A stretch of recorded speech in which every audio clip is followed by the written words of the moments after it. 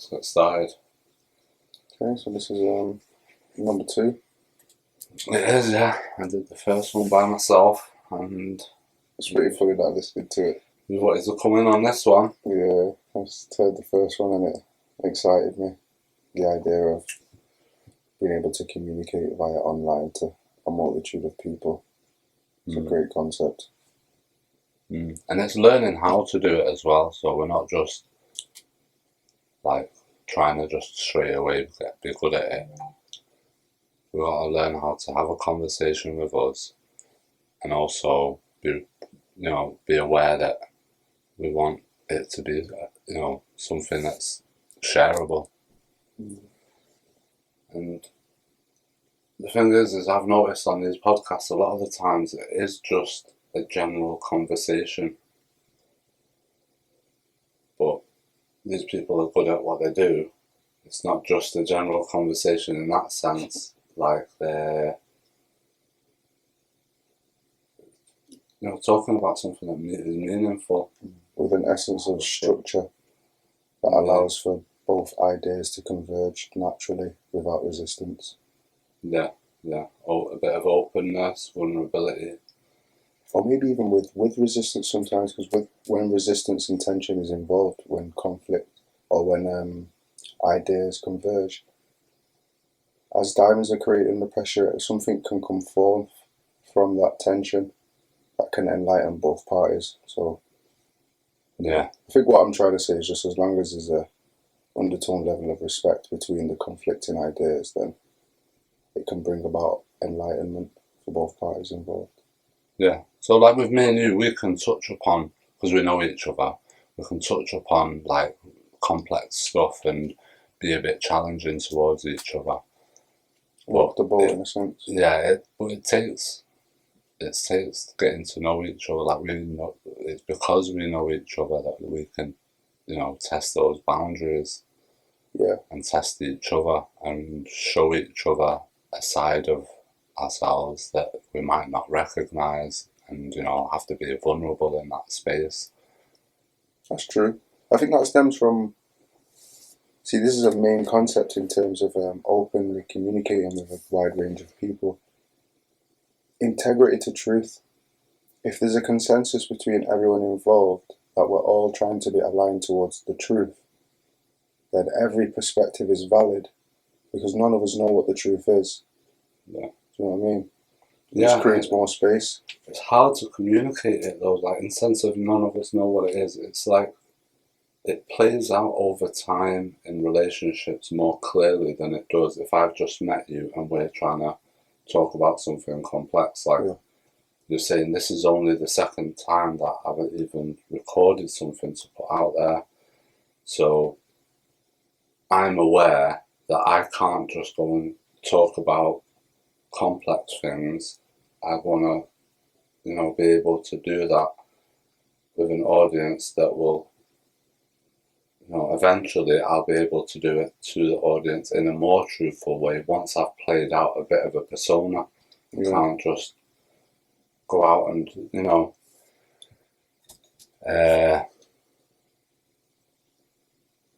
So you're creating like a mental circuit. Yeah, it's more about like exposing yourself, but in stages. Like it's difficult to expose ourselves to people, like in many different ways. Even like, let's say a teacher to someone. Usually, the relationship builds over time. You meet someone and a teacher, and then it depends on their personality and how well they build that teacher persona. And the same with how we do that in our relationships in terms of being open with each other. Can I trust you? And all these different dynamics. It's not just straight away because I'm speaking truth, you're going to listen to me. It depends how well we know each other. Yeah, it's interesting that as you were saying that, I was kind of building up like a mental imagery of the concept that you was explaining and how my brain's seen it is. Do you remember the show Catchphrase? Where a statement's made, and each time a statement's made, a bit of the truth of the pitch is revealed. Loads of people try and guess before the final pitch is revealed, and oftentimes they get it wrong. But as relationships unfold from simplicity to complexity, it's easier to see the bigger picture. The more communication that happens, it allows, like, each time you communicate with someone, you get a better grasp at the shape of what their truth looks like, and that's where resonance comes from. Yeah, it's interesting. But moving towards truth doesn't just require moving to complexity. I think personally, is how I see it. Like, we go into complexity and then come back to simplicity. As one journey. Yeah. So if we can come back to simplicity after being into complexity, then we've built a bridge, basically. Essentially completed cycles. Yeah. Yeah, that makes sense. That makes sense. Because if it stays complex, it's not as well structured. And if we can go from, it can be difficult to come to grounding with someone that the relationship mainly entails complexity. It's difficult to be grounded on an average level. And to know where we stand. Type thing, yeah. So where we stand is on simple things, simple terms, trust. Yeah. So we come back to where we can stand on. Exactly. And we can tread loads of complex stuff as long as it doesn't infringe on that. As long as we don't lose balance on that complex stuff that we stand on. Yeah, it's interesting. And you see the psychological response when you notice that you've done that in communication. You sort of feel someone's psychology become defensive as opposed to more open and reluctant to listen and speak their truth. You know? Yeah. If you're communicating with someone and it's too complex for them, and you're like trying to progress from there, it doesn't feel as good moving on. It's like one-sided. So these concepts, so it doesn't have to be words or a specific picture, but it's more to do with however's comfortable with us to understand the dynamics or chemistry of what's going on when we're meeting people or when we're interacting. There's something happening, and it's not me or you, it's the coming together of what we're emitting and receiving. And what we put into it as well. So, for example, if what someone's putting into something I'm not receiving, I can disengage, and I think often when we misunderstand each other is because I'm trying to get out of you what I should be getting somewhere else. Potentially, yeah. And I could just recognise you for what you are and potentially move forward from have a relationship with you based on what you are, or just decide, oh, hang on a minute, I can be friendly with you or whatever, but I don't necessarily need to build that bridge with you into complexity. Like, let's just keep it simple. Yeah, makes sense. Makes sense. I have experienced that as well in life, where I've become familiar with someone and recognised that between us, complexity would be difficult to unfold. And that's not due to them or me individually, it's just due to our encounter of who we are individually. Yeah, it's like when you hear someone, say for example, back in the day, I don't know how you'd play this out now, but back in the day, I'd hear radio stations, but there was on AM frequency, not FM. So most people know FM, but back in the day there used to be AM frequency on the radio. So you'd hear that station, and on my radio it would just have FM. So I'd be looking for the station, but I couldn't find it. But it is there. Yeah, exactly. Yeah. So like we'll meet people and we just can't get onto their frequency. It's because they're on a different like paradigm or however we decide to describe it. It's just like our communication, it doesn't, we might say the same words and speak the same language, but we resonate on different frequencies. And I think we should, when we become aware of something like that, it allows us to understand, like, hang on a minute, I'm on a different frequency, I need to tune in a different way. Yeah, that is actually guidance. Yeah, because everyone's got their own room, and there's things that I don't understand. Someone starts talking to me about things that they might be right and complex and trying to teach me something really good, but I can't get my head around it, and that's no one's fault. Yeah.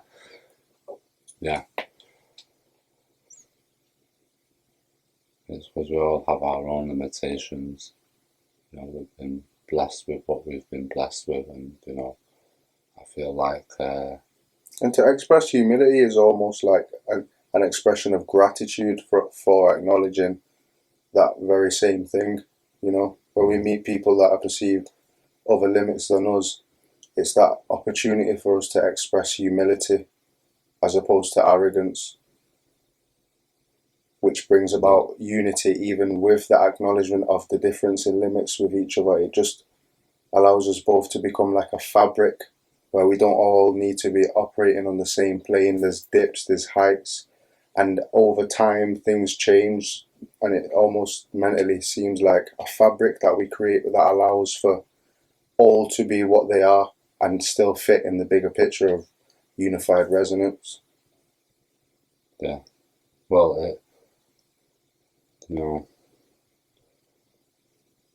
as much as we like it or not, we are affected by our environment, and to a certain degree, it's nice to be able to be in a position where we can invest in our environment, and it's not just completely out of our control. So, I'm someone who, I often say, like, what's within our control, that's what we can change, that's all we should focus on, really, in terms of our problems and stuff like that. We can be bitter or whinge and moan about things that's not in our control, but it's never going to get us anywhere. It's just a fact of life. It's already happened, it's already there. So, there's room in life for all that and all the badness and all that. It doesn't justify it, but in order for everything to be the way it is, it had to be like that. Like, for us, it might seem unfortunate, but in the grand scheme of things, it's beautiful. It's a big absolutely picture. Divine.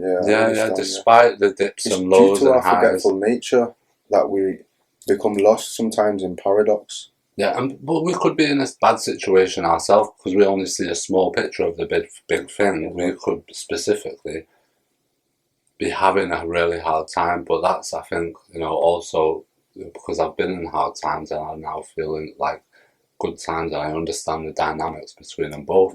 I feel like humans need each other in good times and hard times. There is people in hard times, and if we just reject that and say, oh no, that's their fault, it gives us less to do. Because what am I going to do? Always just fix myself. And less meaning as well, it gives me less to be thankful for if I'm just that standard, and I'm alright and this person's struggling because of themselves. I'm not grateful for the fact that I might be struggling one day. I might fall short. Exactly.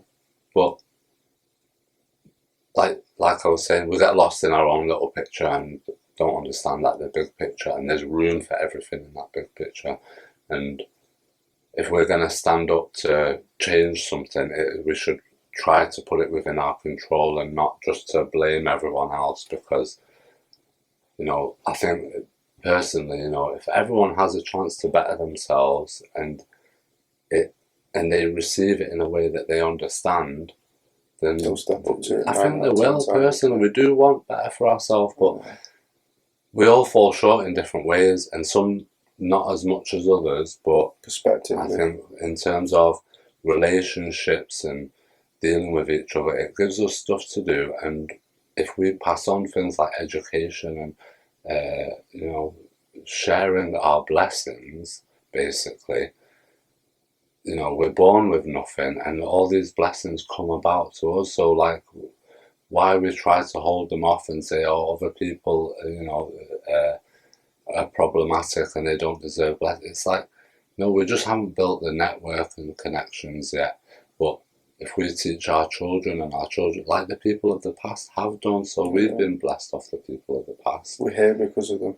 So why would we not want to pass that on to? It doesn't matter who. We think, oh, just our family or just our nation or just,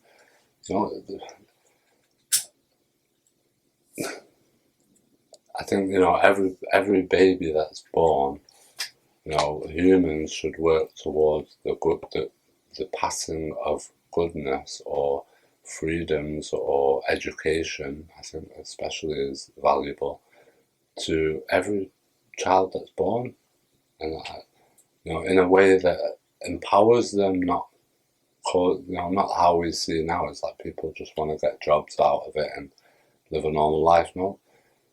No, I've educated myself mostly outside of school, and that's because I've decided to empower myself through trying to educate. And I don't need to know everything. I'm not that well educated. I just know enough to know myself and what I do know and what I don't know, and that's enough because I feel empowered to go out and learn what I need to learn. You recognise the value of education. Yeah, or the value of myself and the empowerment that education has. Yeah. If I've got the capacity, and with education, I think it's like not how people say generally education, like knowing facts. I think education is something that happens between people. Give me an example. So if I'm learning something for myself, let's say it is for a career, then it's going to have to be something that empowers me to be able to go and help someone else so that they don't need to do something or I solve a problem for them. So beyond that, education is going to be things that I can do with other people or ways in that I can influence other people. So, for example, learning how to be a parent has taught me a lot. And it's not because of me just being super dad, it's me learning to have a great relationship with my children, and that is for them as well. And it's not about me, it's about the relationship that my children receive. It's a two-way street, yeah. Yeah. And they're going to grow up to be their own individuals, so I don't have to necessarily measure myself off their performance. But in terms of a relationship with not just my children, my friends and family, I can see how I can add value by making those relationships important to me and to the person who it's almost I've like got a reflection of with. your character, isn't it? In a way, the relationship with your children. I mean, any relationship you have in life is a reflection of your character, but in life we deem certain things important. For example, the relationship with your parents and your children is probably deemed more important than relationship with friends, contextually. As an average, through biological, exactly, being a direct there's descendant, more of a responsibility involved with parents and children, where it's like I'm not necessarily as responsible for my friends or my colleagues in terms of the relational dynamics that's involved in the complexities of things, especially because you see people with very diverse relationships with their parents, but they can be very deep, even when there's very little contact and interaction, lack of interaction, or even they might not say that they love each other and have a bit of animosity. There's still a psychological attachment there in terms of at least recognizing that that's my mum, that's my dad, that's my son, that's my daughter. Yeah. Those relationships reflect one's core values in terms of their perception of family, their perception of love, paternity or maternity, trust, because those are the first people that you learn to develop those relationships with or instill those aspects into. Like the first time you tell a little lie to your mum and you realise the value in truth, So someone that lies to their mother would be an expression of their core values, like a deep-rooted part of who they are, how people treat their parents and their children, as opposed to their friends. Yeah, well, people, it's difficult to pinpoint it on, let's say, children, parents, because everyone's in a different situation. Yeah, that's contextually, isn't it? I know people who don't even get to see their children, which is unfortunate, but it's just the way some relationships pan out, unfortunately, and they've had to learn to live with that, as difficult as it is. And so what I'm trying to get at is like having a relationship, being able to have a child and have a relationship with that child is a huge blessing from my perspective in my life. Yeah, definitely. So I feel responsible for that. Yeah, I get what you mean. So it's not necessarily how my kids turn out. They could turn out in very different ways. That's between them and life. Exactly. Yeah, I understand. So for me, more it's to do with how did I step up to the responsibility that life gave me when it's given me that relationship. I get it, yeah. Regardless of whether they want to be close to me or whether I was able to spend that much time with them. Yeah, it's less about their response. How have I stepped up to it? More what about have I your responded involvement. to? Within my power of capabilities. If it's out of my power of capabilities, it might cause me grief or anything like that. But eventually, I come to an understanding where it's like, you know, in the past myself, we all fall short of being a superhero. Yeah, we can't fulfill everything to the max. We're falling short at things. It's where do we fall short at, and what do we stood on when we're like making those moves. Yeah, because I think I've come to you a few times in the past with feeling some type of way about the responses from my child in terms of me trying to extend my love, and you kind of reminded me that, look, it's not so much about response, it's more about you knowing that you're stepping up to the responsibilities that come with being blessed with a child. And as long as you're adhering to the responsibilities that you know need to be attended, then how he reciprocates and resonates that is between him and life. Mm-hmm. Like your blessing and gift is how you be a parent, not how your child sees you as a parent, because it's you that knows the value of being the parent. And when you see that difference, that's life showing you something different to how you imagine it in your head. Yeah. So that's opening a chance for you to recognise your son for his individuality and reality of the situation, rather than to try and reject and be like, oh, why are you like this? It's like, so you're like this, are you? Yeah. Okay. Yeah, and I think that was the pivotal moment of when my psychology digested that as perceiving reality compared to what I expected as a challenge to actually address what is rather than what I want it to be. It allowed me to create a deeper connection with myself because it exposed who I am. So as I was going through this journey, I was learning more about my own expectations of not only on my child but on myself as a parent, and I was kind of feeling the nodes of where emotions was bundling and swaying in certain times due to this reflection. So I understand what you say. It makes sense. Yeah. I think even it can give us an idea of how we're received as well. True. So like, if I've got an expectation of someone and I get disappointed because of my expectation, and I'm fully going through with my own perception and thinking that my perception of you is better than who you actually are. That's very true. And people see that, and they see that you're disappointed, and they think, well, how can you expect that of me?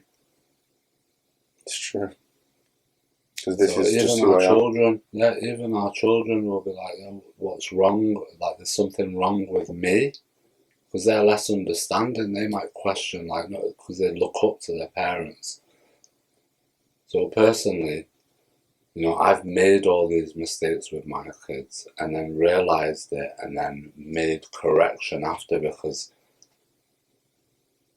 I think, a lot of the times through relationships, you get to know the meaning of stuff when things are messed around with and it's all been shook. Yeah. So by making mistakes, you get to know the other side of a value of something in terms of not having respect or not looked at in a good way, between or that letting dynamic, someone you down. learn your path or what's most peaceful to your being. Yeah. Of how to operate. And I think the more as we grow up, or as we learn the dynamics of values in relationships, we begin to understand, the values of a journey that's not centered around ourselves. The bigger picture. Having a bigger picture in mind. So the grand architecture. When we try and centre things around ourselves and things disappoint us, I think we start to reject life in a way. It's a bit of a weight to carry. You feel the resistance does express itself as weight and tension. Yeah. Because you know that reality is what it is. It's not going to conform to what you want it to be. Yeah, and I think the weight is reality is against you, and you've got to work your way against it. It feels that way, yeah. It does. And I think being diverse enough to navigate reality and still maintain your own integrity, I think that kind of helps in terms of navigating a relationship. So back to being a parent, it was the corrections I made wasn't necessarily just to appease my kids. It was because I wanted to understand how to have a good relationship, a strong relationship. And it's not based on just pleasing them, and it's based on having trust, integrity, helping them understand respect. And I didn't really understand these values until I actually started knowing and working on them, in terms of thinking I need to work on respect, I need to work on integrity and stuff like that. I kind of had an understanding of it, what all was, but I didn't understand the values of it. Yeah, I used to think, if I could get away with stuff, then I can cut corners, even in relationships. If I can just be tell my kids this is how it is, and shut up and put up, then I could cut corners because I don't have to get into all that complex stuff. But learning that those values helped me learn other values like humility, patience, listening. You have to give up all this energy dispersed in a relationship, and we don't understand the value of it, just to sit down and listen. We think, I've got to listen to you and I'm going to think of something to talk about. But getting good at listening is a really good tool for building good relationships. Yeah, definitely. People love it. They do. I do. That's how I know it's true. Genuine listening. When someone's paying attention to what you're saying and they're responding in a way that proves that, there's the flow that's created it becomes magnifying over time, and it helps to create something with more substance. Yeah. And then, after building relationship with someone and genuinely listening, you can start to talk about things that in a different dynamic, completely different dynamic, because understanding increases. And what we think is, the more I talk, the more people will understand me. But what I found was, the more I listen, the more people understand when I talk. Yeah. So if I'm talking and someone doesn't understand me, I need to ask questions. I don't need to keep talking, because I don't know what to say anymore. After a certain amount of words, I've said what I need to say. And I've had conversations with people where I don't understand them, and they start repeating themselves. And I think that's a really bad tactic. Yeah. Knowingly or unknowingly. Yeah. Yes. And plus, if I'm trying to talk about you with something that you don't understand, if I double down on investment, basically I'm saying that our relationship's value is based on this. So another thing I've learned is just change the conversation. We can go round the houses. It's not that I can serious. sit with you next week, next month, next year, or I might never see you again. So why use this valuable time to build a relationship based on something that we don't understand? We can't come to an understanding. Why not find things that I can create good ties with you so we can like each other more? Yeah, like we said before, certain relationships have a limit of complexity and a limit of simplicity. Yeah. So once you recognize that boundary, if you wish to exceed either end, then you know inevitably you'll have to take that up with someone else. Yeah, and come back to simple things that we can stand on. Exactly, yeah. Yeah. Yeah, so it makes sense. Yeah. So that brings us back around to this idea of simplicity and complexity. And, you know, I think the idea of making it cyclical, full journey, makes it a full journey. So it's not necessarily things have to start simple, it can get complex, but to recognise that things are complex and we need to simplify it helps us with our communication. So if I'm going through something with you and then I understand that's complex, I can basically say to you, like, things are getting a bit complex. Can we make it simple so we can start seeing eye to eye here? Because I want to have respect for you, and I'm sure you want me to respect you. And in order to do that, I'm going to need respect back off you. And that's fair, isn't it? That we respect each other. Yeah. So let's keep it to respect. That's simple enough, isn't it? Yeah. And then we can disagree, agree, have loads of different dynamics and it not upset anything. Yeah, as long as we just say, right, okay, like, let's keep it respectful. You know, you might be full of energy and passionate and, you know, raised voices, and that's cool. Like, that's not necessarily disrespectful. We can set boundaries and they be a bit flexible, but we must understand that respect is the basis that we're going to stand on here. Because if we lose that, then that's something quite simple that is quite necessary for us to continue engaging. Even with self-dialogue, it's important to retain that respect as an undertone of communication. If you lose that for yourself, then your own self-esteem and perspective of yourself might be damaged. That's deep, isn't it? Yeah, like respect. That's quite deep. Like, no matter what you communicate with, if respect's not part of the foundation that the communication happens on top of, then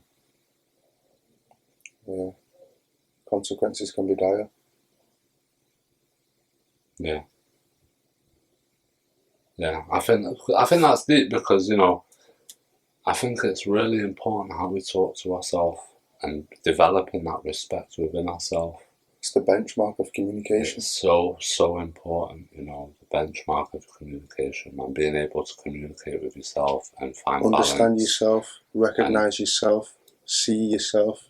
That's where it all begins, because that's when you begin to recognize those parts of you in others, so you can become resonant, and then add things like advice comes forth, or even ignorance, because you've dealt with that rhetoric within yourself before and you see the extremities of it. You think, I know where that's going. Well, that's it. Like, you understand my perspective of self. So when I say myself, I also mean my relationship with my children. I also mean my relationship with my neighbours, my relationship with someone I've just met, my relationship with someone that I'm willing to converse with and give time to. How do I carry myself? How do I fulfill that role that I'm playing at any time? Yeah.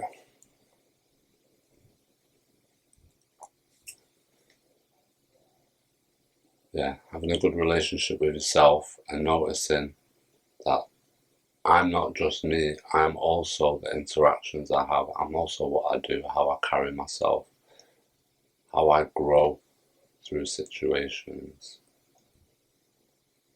And like, value isn't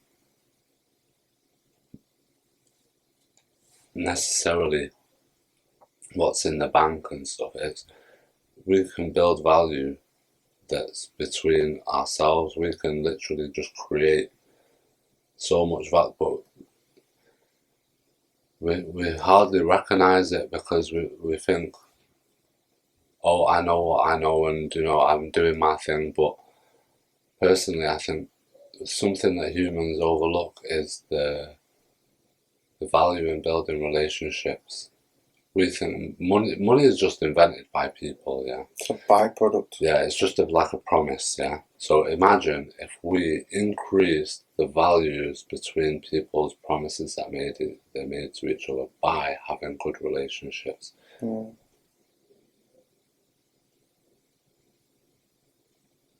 I think this can be done through education personally, but like I'm touching on something that's quite deep. But in terms to bring it to something simple is the fact that it's our perspective of each other that changes the value of money.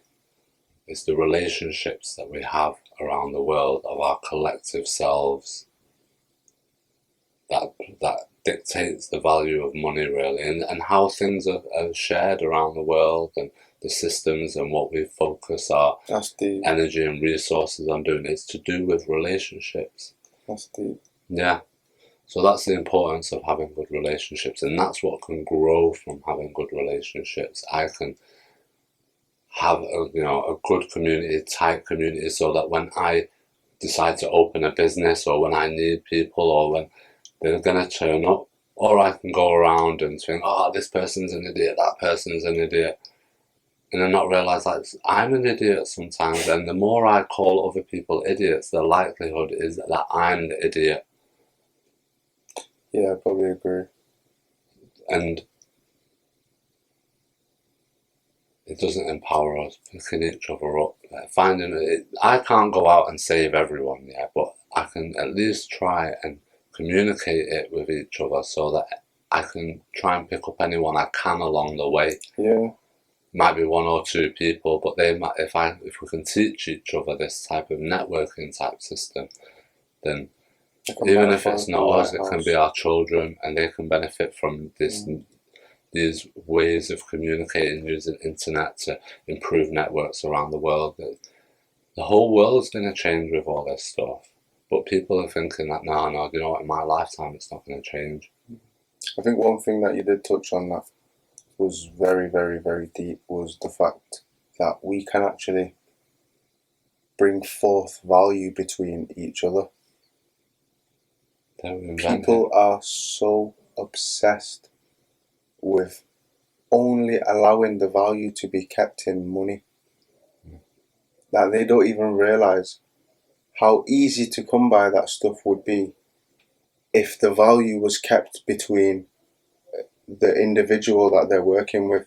Relationship. Yeah. As you were saying it, I was just getting mental images in my head of what that would look like, of two neighbours deciding that they want to create something with someone else, coming together and creating a system of structure where both flaws and pros are relied on and be balanced between the two of them, and then they go forth to create something where money is just a byproduct. That just happens because of the depth and strength of connection and integrity of the two people. Yeah. But people just don't recognize that. They think that they need corporations to create the structure.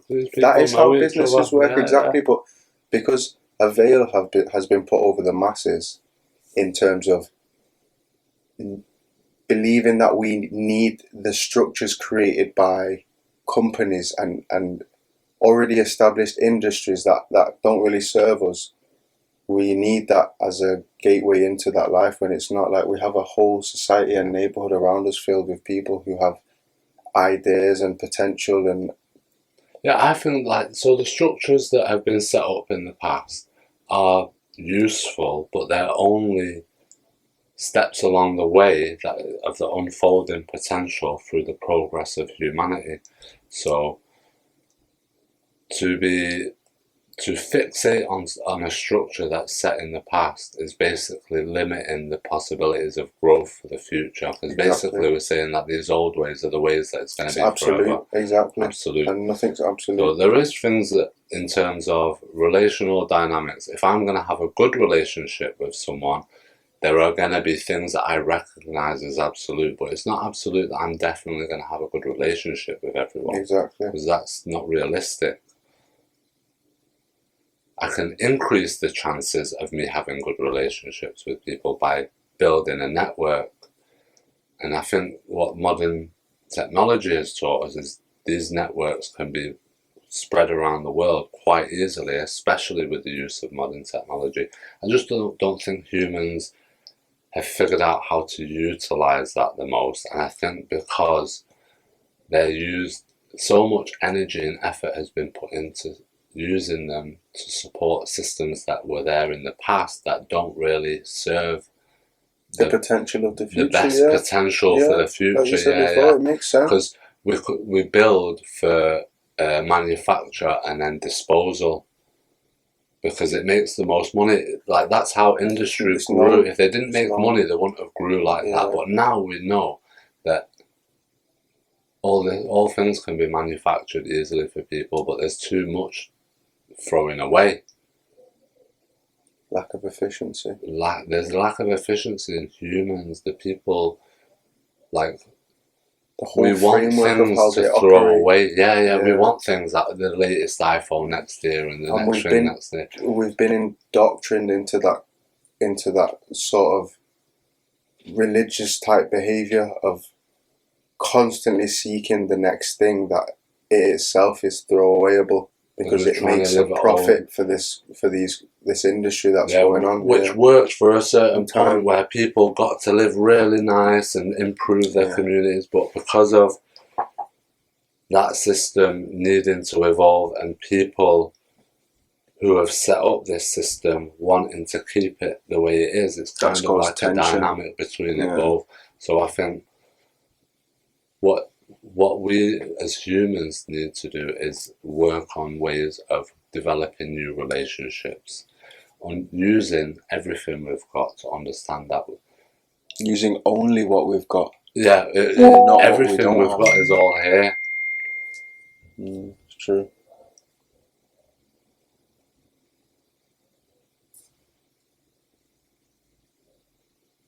And it comes down to where we're going to navigate between good and bad.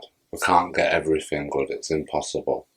But how are we going to use what we've got to navigate between things, the ideas of good growth, moving along? I mean, in the past, people gave their life just so that they could know that their legacy is going to leave something towards a better future for their children.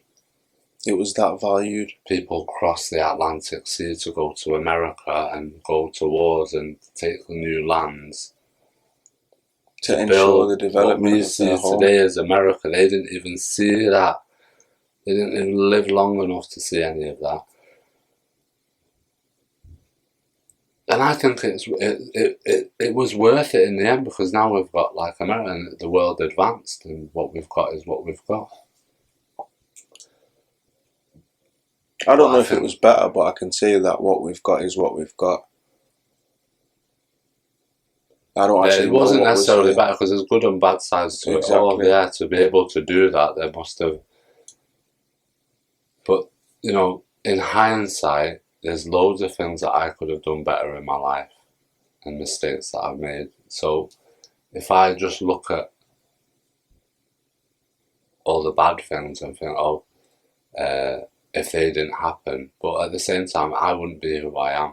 Yeah, it's happened. It all happens. It's not all good and it's not all bad, but it's somewhere between that. And what I can do is take the good and try to use that to move forward from there. And there'll still be good and bad, but I'm not going through a stagnant journey. I'm trying to at least move forward, and it's not just to do with me, it's to do with my relationships. I can't just move forward on my own. That's kind of what I was trying to get to, was that I can move more forward the more people that I help move forward with me.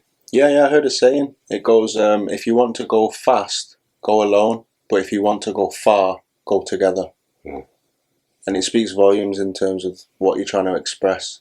Yeah. So if we want to go somewhere really far as a collective, then it's best we unite and have integrity and structure and good relationships, because that will help us along the way when things get difficult, when challenges arise societally, individually, financially, globally.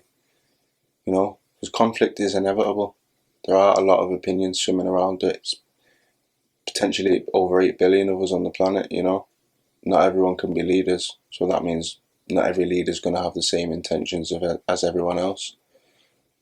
But like you said before, if we can retain this essence of respect and integrity and trust between each other as a foundation, then the result is never going to be beyond a certain level of negativity, if you'd want to put it like that. It's going to be justified. It's going to be just to a certain extent. So when in terms of leaders, so we talk about leaders, so there are leaders, yet they're still human. Exactly. So don't expect a leader to be the best leader all the time. Or always be right. Yeah, because they're human. Right. So exactly. People need checking, and we need to understand that our progress is limited to how well we can navigate. So it's good to navigate with a leader. We can navigate better with a leader. So not always to think, oh, we need to change the leader or just because the leader's... No, what I'm trying to do now personally is try to see more long term. It's not about who the leader is today, because a lot of things happen to get them there to where they are today, but it happened from a long time ago. It's playing out of something that happened from a long time ago. So in terms of thinking leadership, I think in terms of humans, not just myself, I've got no power to pick a leader or anything like that. I'm just one person. Apart from a simple vote, that's as much as I've got, which is the next man. But this is why I think when I mention leaders, I think that leaders should be things that are beyond humans. For example, principles. They are a thing, but we can't touch them. Do you understand what I'm trying to get at? Mm. When we put ourselves... the values of leadership. Yeah, exactly. So for example, when we align ourselves towards principles, it allows us freedom from a lot of things that can act as an impedance on that. Whereas if we try and personify this concept of a leader, we can obviously see where it can get very, very tricky. Well, I think the reason why I say that is basically because the concept of a leader now is a bit wishy-washy. Exactly. We don't actually have a strong relational understanding of what a leader actually is. Exactly. So let's say, for example, the concept of leader, if we look back to the idea and history of what a leader is supposed to be, they had different leaders, and some of those leaders would basically, let's say a leader of a country, because they wanted the country to go to war, they would go to war on horseback with their army, and it would be their army going to war. Mm. But we don't see that these days. People who control the wars don't partake in the wars. Yeah, so we've seen involvement as an aspect of leadership as opposed to commanding. Like, especially in a tribe or something, Definitely. you know, and they would have people who could come and test the leader and challenge leaders. Definitely. So their relationships with leaders was very much more different, but I'm not saying that it was better or worse. But I think some of the stuff what we're missing is the trust, the openness, the honesty, transparency, transparency in leadership. Definitely. In terms of being the first to step forward and everyone can step behind along their way. We don't feel like that with our leaders. Definitely not. And a leader isn't always about like necessarily them stepping first. It's them knowing who's best to take the lead for certain responsibilities. Exactly. And we might think we have that as in terms of a country like in the UK, but in terms of community, we don't have that. That's lost. So in terms of a tribe, that would be very there in front of you. Like there will be there's someone in the community who's watching over the community itself. So now basically there's a lot of young people who grow up, and due to lack of leadership they don't know what they want to do with their life, and they just end up getting a job, and then they don't like their job all their life. Yeah, they're not been told what they're good at. They just go out and see what they can make money out of, and when they make money they're like, okay, I've got a paycheck, I can go out and live. But that's not necessarily a young person who is led into a path because of good leadership, because you see young people who do have good influences in their life and good leadership. It doesn't necessarily mean they're going to have a great career, but at least they've got the wherewithal about them to understand their strengths and weaknesses and how to build connections. They're educated about themselves. What's going to be valuable to them. Yeah, they're educated about themselves and how that relates to life and where they fit. Therefore, they'll be able to see purpose a bit more clearer. Therefore, potentially engage less with distraction. You know, so it's kind of like a snowball effect that starts from an early age where a young boy or a young girl is introduced to the concept of a leader within their community and or the lack of that, which in turn breeds a society of people that don't really know what they're good at, yet they're obviously good at something. And I think it also, it's a sign of a lack of connection between people, because it doesn't really matter anymore if someone, well, it does matter, but through the perception of the modern world, it doesn't really matter anymore. If I can do well and other people are struggling, I'm not really feeling that. Whereas in a close-knit community, and you know, there's values in different things, and we open ourselves up to risk when we're trying to say, oh, I want to help someone. So it's not that easy to help people, and it's quite complex. Definitely. So it is easier to remain simple a lot of the times and be like, right, there's not much I can do to support someone else unless they're in a position to actually use that. And a lot of the time they're not in a position to use the help. Yeah. Because they want other stuff, because they're distracted, because the whole network isn't built yet. Yeah. So I think, you know, the most important thing is building network and communication. Once we can network and communicate, it doesn't necessarily mean I have to help you, but we build a network over time, so at least maybe it's built well enough so people in that network can utilize it, and I might be able to utilize it. Yeah. And I should be able to utilize it if it's a strong network. And we all benefit off the results of utilizing it. And the stronger that grows, it's going to be better for our children and their children. Yeah. But the networks that we're building now is basically, we're building stronger networks that build in, let's say,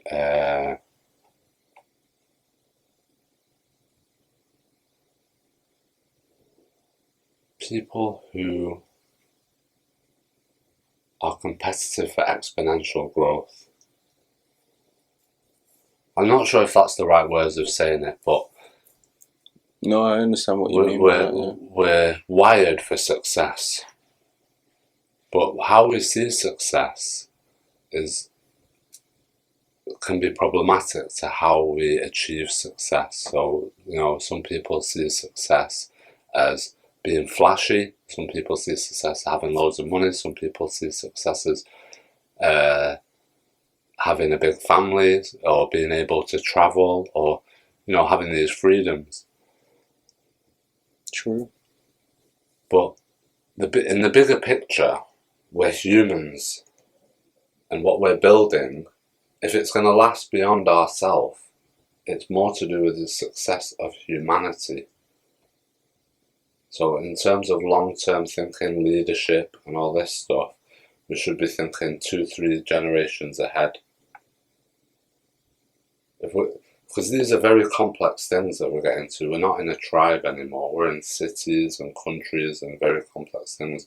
So we need to learn how from them complexities we can simplify it more for the individual to be empowered. Yeah, and that will echo through the whole system. Yeah, but it requires individuals to be engaged in empowering themselves. In the beginning, yeah, it does. Yeah. Like you need to, for a battery to be charged, each individual cell has to be energized, and that's what equates to the whole battery cell being energized. Yeah. So that it's the same concept. Yeah. You don't want to Everyone focus on the has one to be a reciprocant to what's going to empower them, which is education, knowing. Yeah. And off of the back of that, we can go on to develop good relationships. Communication. So there's different dynamics to it. Definitely. So people are limited in their, like, say, education. So they might have a different dynamic that they're stronger on, in which can relate to them and build a good relationship with. Yeah. And sometimes, like, for example, if you put the right thing in the right place, it fits. But if it's in the wrong place, it's not going to serve its purpose. So there are people, for example, who are deficient at certain things. Let's say education, and you've got people with difficulty just to learn basic tasks. Mm-hmm.